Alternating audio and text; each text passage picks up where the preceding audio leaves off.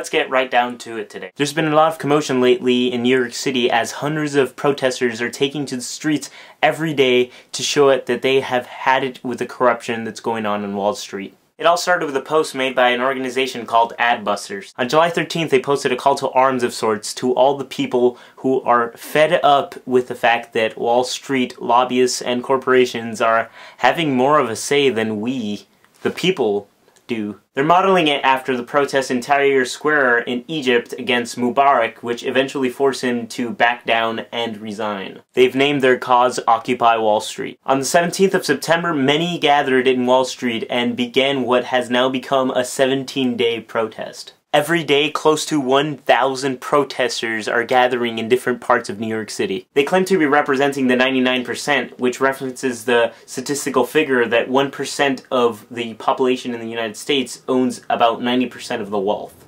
Everything appeared to be going swell, but the New York Police Department has gotten increasingly stricter and more violent as the days go on. They've been making hundreds of arrests every day, which are unnecessary and I'd say unlawful in most cases because these are peaceful protesters. There's tons of footage and pictures all over YouTube and the internet of policemen dragging and beating and pepper spraying and generally causing police brutality on these peaceful protesters. On October 1st, last Saturday, over 1,500 protesters marched onto the Brooklyn Bridge, basically cutting off all traffic going through there. This is another protest, and they're trying to show that they can make a difference, and if the media refuses to hear them and the politicians refuse to hear them, then they're going to be noticed one way or another. There have been many reports from a lot of protesters that were there, as well as the New York Times,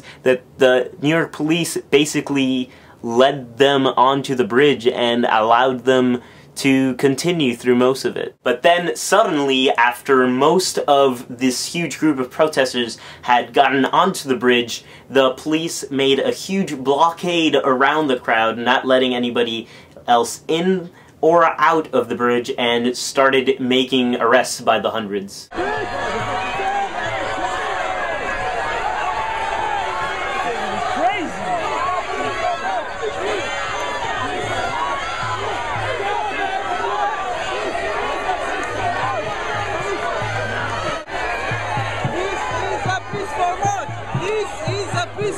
They arrested over 700 people that day. Unfortunately, most news stations have refused to report on any of this that is happening as if it were not happening, but of course this has not stopped the protesters themselves from being heard and getting their message across, as well as showing how these police are brutalizing them and not understanding their cause through YouTube and Twitter and all of the means that the wonderful internet has given us.